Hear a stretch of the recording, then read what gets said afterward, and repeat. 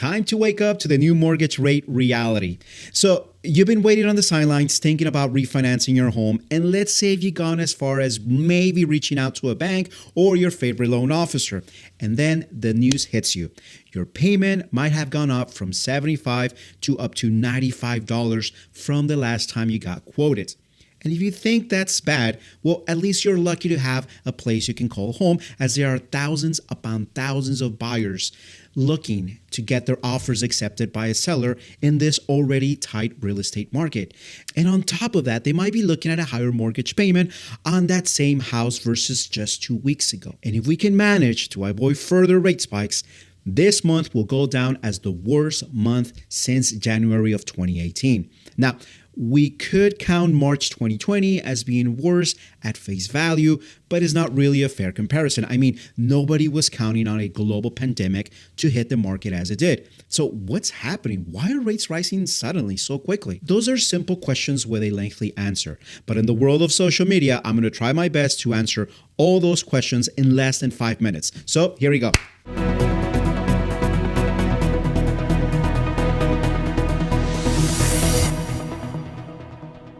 So here are the indicators of why we might start to see mortgage rates climbing. As you can see, the latest stats straight from the CDC, Centers for Disease Control and Prevention, show that COVID cases counts are plummeting in 2021, and vaccine distribution, while not perfect, is going fairly well, 68 million plus doses so far. So in the real world, this translates to people getting ready and wanting to go out to the nearest Disney theme park, cruise ships, movie theaters, concert halls, and so on.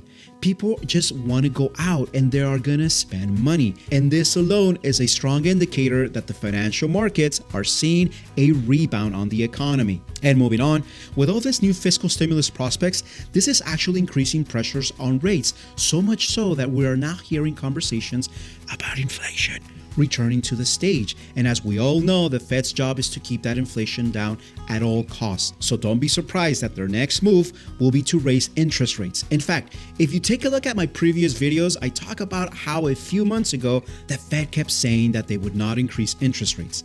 And the only reason they kept saying that was not to spook investors, as they knew the minute the economy would pick up steam, they would have to start raising rates. And that's exactly what we might start seeing moving forward. And finally, a strong growth rebound. The economy is doing better than many had expected. And we're actually seeing a surge in optimistic attitudes about people being able to return to the workforce in greater numbers. Now, there is this fear from investors, as always, that the Fed might start to buy fewer bonds as the economy starts its strong rebound growth. And now, if you're new to the whole concept of Feds buying bonds or selling bonds, let me put it to you this way.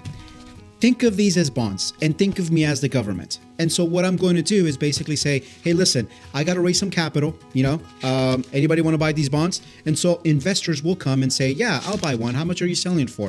I don't know, $100 per bond. And so I'll sell that bond to that investor. And so that's great and dandy. And that's actually what happened when the whole COVID-19 hit. See, the economy was doing really, really bad. And so the government said, hey, listen, Feds, I need you guys to help me out and buy some of these bonds. And so the Fed said, yeah, we'll help you out. We'll buy these. And that's what they've been doing. And so ultimately, the rates, as you saw, were extremely, extremely low. But now that the economy is starting to pick up, and investors are saying, hey, listen, we're hearing that you, the government, are thinking about this new stimulus plan, right? It's going to cost you about $1.9 trillion. And so how do you think the government or I'm going to raise that money? Selling more bonds. And so if I'm already selling these bonds and here I come and I'm going to just flood the market with more bonds, well, investors are like, whoa, wait a minute. There's going to be more of these bonds going around. Forget this. I'm going to jump into the market or I'm going to buy some gold. Why? Because the economy is doing that much better. I don't need to invest in these bonds. And so basically what happened was that all of a sudden investors in just these past 2 weeks decided not to buy these bonds. And so you're going to say, well, what does that have to do with mortgage rates? The more these bonds lose their value, the more the rates are going to go up. Okay, and so I'm going to show you this graph coming up. Check this out so you can just visualize what's happening in the market. Okay, so take a look at this. All right, so basically we're following the mortgage-backed securities market. This is as of today, January 26. Take a look at this. On February 16, we had negative 96 points. And just yesterday, we hit negative 120 basis points. Basically, they just took a dive because they're seeing that the economy is picking up, new stimulus is coming, and we all know how that stimulus is going to get paid, right? By the buying of more of these bonds. They're going to basically flood the market with these bonds. And so what you're going to see, like if you were looking at the sea and you saw the wave coming or the hurricanes coming, it's coming. And so let me share with you guys what the rates are for today. Well, also, the 3%, I'm looking at the screen, 3% basis points is what we are at looking as of today. Obviously, the wave has calmed down a little bit, but we can definitely see the trend going ever so lower. All right, let's jump onto the rates now and let's see what we have. All right, we're going to start with a conventional loan, 30-year fix, 20% down payment. You can pause the video, take a look at these rates right here. We'll start with a 740 FICO score. We can offer you guys a 3.125 interest rates. And if you go all the way down to a 640, you're looking at 4.75 as your interest rate to be fixed for 30 years. Now, if we take a look at the competition, which is what I like to do, I mean, as a consumer, I like to shop around, right? And so I expect the same thing for me to offer you guys the same thing. So here we go. Chase, Rocket Mortgage, Bank of America. You can take a look at what their interest rates are. We have Chase coming in at 3.25, Rocket Mortgage 3.25, and B of A 3.0. And I know what you're going to say, hey, they're offering you a much lower interest rate than you at 3.125 right over here, right? Yes, they are. But take a look at the APR.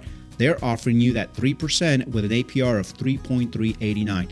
Us, we're offering you a 3.284. Now, I know the rate is that much lower. Bottom line, before you get that interest rate, you're going to pay more. Okay, so all right, now moving on to the next program, we're going to be talking about an FHA. Same deal, 30-year fix, only requires a 3.5% down payment.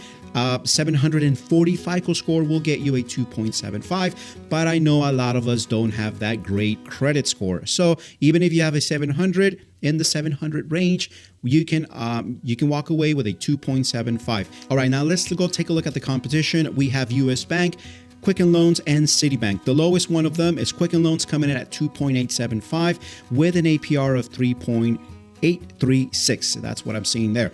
Look at this, 700. If you have a 700 FICO score, I can get you a 2.75, a much lower interest rate than even Quicken Loans, US Bank, or Citibank.